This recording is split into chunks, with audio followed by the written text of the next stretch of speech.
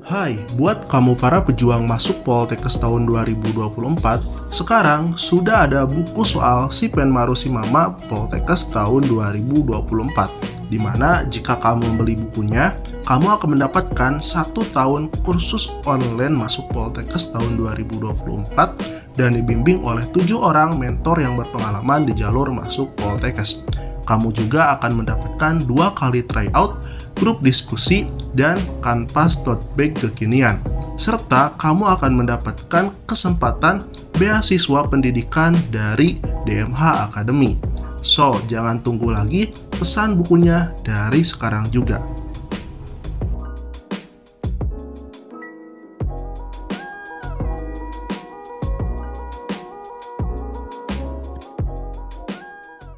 Oke, kita lanjut dulu ya, keburu baterainya habis.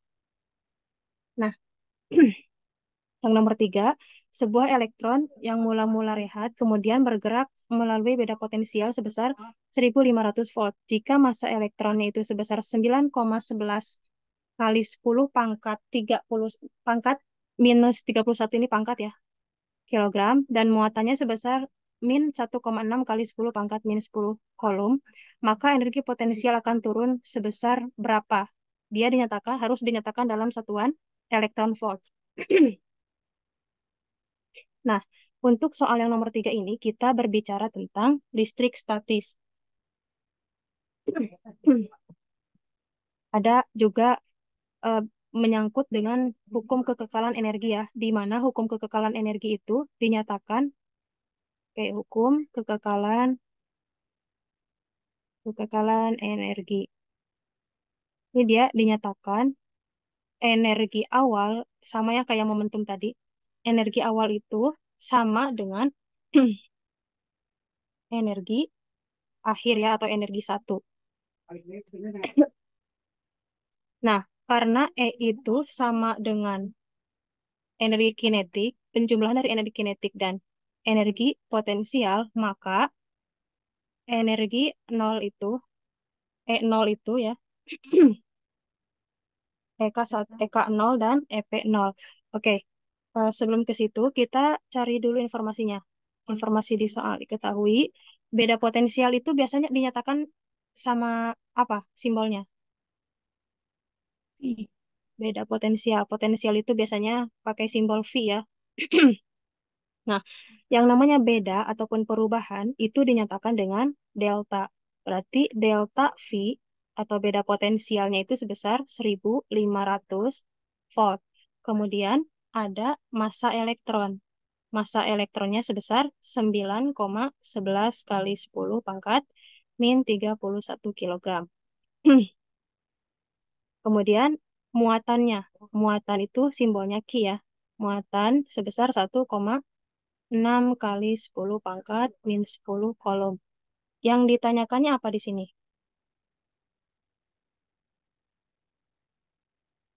Yang ditanyakannya Energi. energi potensial ya, atau delta EP, energi perbedaan, bukan perbedaan, perubahan energi potensial itu ya. Mengalami berapa gitu perubahannya. Berarti dinyatakan dengan delta EP-nya itu berapa. Nah, karena tadi kita sudah tahu bahwa hukum kekekalan energi itu menyatakan E0 sama dengan E1, dengan E itu dinyatakan energi kinetik dan ditambah energi potensial. Berarti E0 itu sama dengan E1.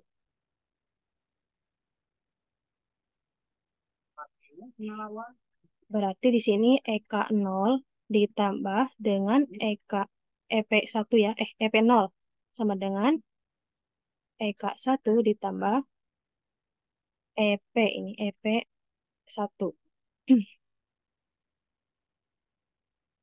Nah, karena keadaan awal itu tidak diketahui, berarti kita tulis saja EK0 itu nilainya 0 ya, ditambah energi potensial atau energi potensial awal atau EP0 sama dengan EK1 ditambah EP1. Nah, yang sejenis kita kumpulkan. Ada yang sejenis gak di sini? Di sini ada yang sejenis gak? EP. Ada ya, betul. Ada EP, berarti EP0 ketika dipindah ruaskan, EP1-nya jadi negatif ya. Maka EP1 sama dengan EK1. Nah, karena tadi ditanyakannya perubahan energi potensial, berarti EP0 dikurangi EP1 itu bisa dinyatakan dengan delta EP. Jadi, delta itu biasanya berhubungan dengan pengurangan ataupun penjumlahan gitu ya. Jadi, kalau misalnya saya punya eh, misal delta X, berarti ada X2 dikurang X1 atau X1 dikurang X2. Nah, itu kayak gitu ya. Perubahan itu dinyatakan dengan penjumlahan ataupun pengurangan. Nah, delta EP sama dengan, lanjut lagi ke sini, EK1.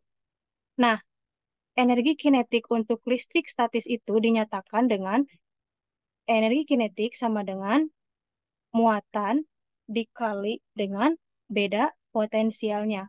Berarti bisa kita rubah ya di sini.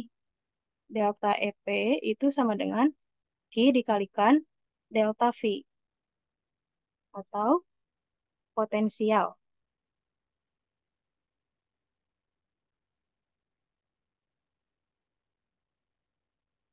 Nah, bisa langsung disubstitusikan ya nilainya. Delta EP sama dengan muatannya berapa tadi? Negatif 1,6 kali 10 pangkat min 10. Dikalikan beda potensialnya 1.500. Nah, biar lebih sederhana, kita, karena kan akhirnya akan dirubah ke elektron volt. Kalau dirubah ke elektron volt, kita tambahkan muatannya. Jadi, dibagi dengan muatan ya. Min 1,6 kali 10 pangkat min 10 dikalikan 1.500 dibagi dengan 1,6 kali 10 pangkat min 10. Ada yang sama nggak di sini? Hmm. Nah, itu 1,6 kali ada ya. 10 pangkat. Nah, ini bisa, berarti ini bisa kita bagi atau kita coret. Berarti di sini tinggal sisa 1 ya. Berarti delta EP-nya itu, atau energi potensialnya itu mengalami penurunan sebesar min 1.500 elektron volt. Nah, karena disoalkan tidak ada negatifnya, jadi gak apa-apa gak pakai negatif juga. Karena yang namanya negatif sama positif itu, dia menyatakan adanya penurunan ataupun penaikan. Nah, kalau di sini negatif itu tandanya apa? Turun. Negatif tandanya apa? Untuk apa gitu? Negatif itu Turunan menyatakan, apa? iya betul ya, menyatakan penurunan. Penurunan. Kalau positif mengalami Kenaik.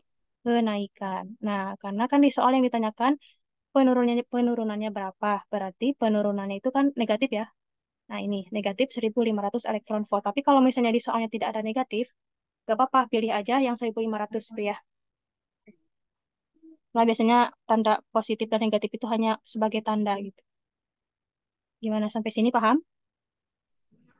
Paham. Oke, kita lanjut ya.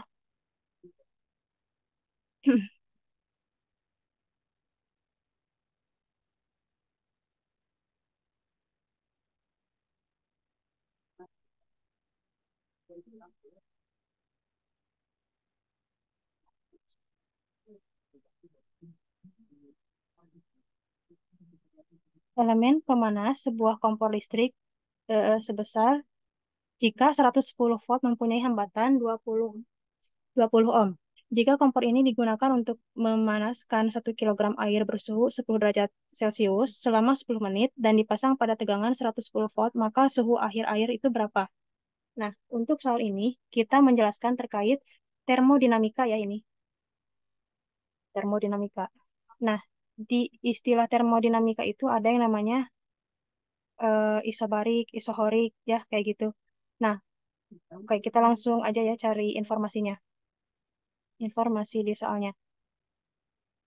Diketahui, yang diketahuinya apa aja? Ada apa di situ? Potensial V. Tegangan ya. Tegangannya itu sebesar, tegangan dinyatakan oleh V besar ya. V sama dengan 110. volt, biar gak kebalik nih, volt. Kemudian dia mempunyai hambatan berapa? Hambatan itu dinyatakan dengan R ya. R itu sama dengan 20 ohm. Masa masa air tadi berapa masa air? Masa airnya itu, masa air sama dengan 1 kilogram. Terus suhu awal ya, berarti T0 atau suhu awal. Suhu awal sama dengan 10 derajat Celcius. Kemudian apa lagi? Ada yang namanya massa jenis air ini ya, kalor jenis air atau massa jenis air. Kalor jenis airnya itu sebesar 4.200 Joule per kilogram derajat Celcius. Nah, bukan kilogram. Bener ya kilogram. Nah, eh, udah ya segitu ya. Atau ada lagi? Oh, ada. Kak, Waktunya itu 10 menit. Kalau dirubah ke sekon jadi berapa ke detik? 600 detik. Ya, jadi 600 sekon. Yang ditanyakannya apa? Yang ditanyakan. Yang ditanyakannya itu suhu akhir atau T ya, T akhir. T akhirnya itu berapa setelah terjadi pemanasan ya. Nah, langkah awal di sini untuk soal ini kita cari dulu energinya. Energi di termodinamika itu dinyatakan E sama dengan V kuadrat, perbandingan V kuadrat R dikalikan dengan T. Jadi energi di termodinamika itu dipengaruhi oleh tegangan, kemudian hambatan, dan waktunya. Kalau untuk eh, ketika hambatannya kecil, maka energi yang dihasilkannya itu besar. Berarti dia berbanding terbalik. Tapi kalau misalnya energi apa tuh tegangannya besar, maka energi yang dihasilkannya juga besar. Kenapa begitu? Karena dia berbanding lurus gitu ya. Ininya gitu. Kalau dilihat dari persamaannya dia itu berbanding lurus berbeda dengan yang hambatan, yaitu berbanding terbalik. Untuk waktu pun sama ya, seperti tegangannya. Nah, kita substitusikan langsung. V-nya berapa tadi? 110 volt ya. Berarti 110 dikuadratkan dibagi dengan 20 dikalikan waktunya 600. Maka E sama dengan 110 dikuadratkan jadi berapa? Jadi 12.100 ya. Dibagi dengan 20 dikalikan dengan 600.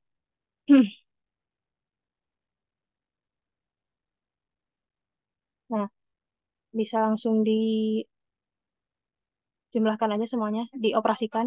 12.100 dikali 600 jadi sebesar 7.260 ya, dibagi dengan 20.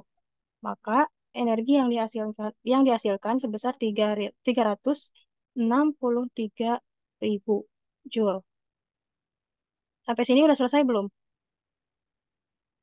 Belum. Belum ya. Karena yang dicarinya itu kan suhu akhir. Nah, kemudian langkah yang kedua, kita cari dulu kalornya. Nah, untuk kalor kita gunakan persamaan Q sama dengan N atau eta ya. Di, bukan N, ini eta namanya. Atau efisiensi dikali dengan energinya. Nah, untuk eta atau nilai efisiensi itu sudah ada ketentuannya, yaitu sebesar 100%. Jadi ketika kalor itu dikalikan, efisiensinya itu kan 100, dikalikan dengan energinya tadi 363.000, maka hasilnya jadi berapa? Ini kan bisa dirubah ya, persen itu 100 bagi 101. Berarti 1 kali 363 itu jadi 363.000 ya. Nah, kemudian yang selanjutnya, karena yang kita cari itu suhu, berarti kita gunakan persamaan kalor itu dipengaruhi oleh massa dikalikan kalor jenisnya dikalikan dengan perubahan suhunya atau delta T-nya itu berapa. Masanya tadi berapa massa? 1 kilogram. Oh iya, belum ya. Nah, biar langsung nanti di akhir, kita pindahkan cross dulu delta T-nya. Delta T itu tadi menyatakan apa delta? Tadi. Perubahan. Oke, dinyatakan perubahan ya. Berarti di sini ada T akhir dikurang dengan T awal. Nah, ini delta T ya. Sama dengan, karena delta T-nya sudah dipindah ruaskan, berarti persamaannya jadi gimana? M dikali C per Q. Nah, gini ya. Q dibagi dengan M dikalikan M C. Misal saya punya persamaan gini. W sama dengan kali. Hmm, F dikalikan S. Nah, kalau misalnya yang ditanyakannya F, jadi gimana persamaannya? Yang ditanyakannya F, persamaannya jadi gimana? W per S. Ya, iya, betul ya. Jadi W per S. Nah, ini juga sama. Kalau misalnya ditanyakannya delta T, berarti bentuk persamaannya itu jadi delta T sama dengan Q per M dikalikan C. Nah, karena kan yang dicarinya T akhir, berarti di sini tetap ya, T akhir itu dikurang dengan T awalnya tadi berapa? 10 ya. 10 sama dengan kalornya 3000 363.000 ya. Per masanya tadi berapa? Satu ya. Satu dikalikan massa jenis kalornya atau kalor kalor jenisnya 4200.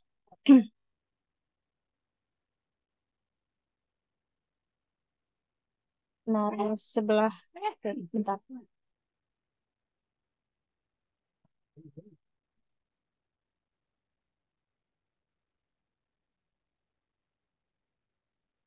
Sorry ya, ini keburu habis baterainya. Aduh. Bentar. Oke, ini dijumlahkan dulu jadi berapa dioperasikan? Kalau dioperasikan itu, ini T akhir. T akhir dikurang 10 sama dengan jadi 8, 86,4 ya. Kalau dicari T akhir, berarti T akhir sama dengan, jadi 10 jadi positif ya. 86,4 ditambah 10, jadi berapa? T akhirnya jadi 96,4 derajat Celcius ya. Jawabannya ada? Ada Kak. Oke. Sampai sini paham?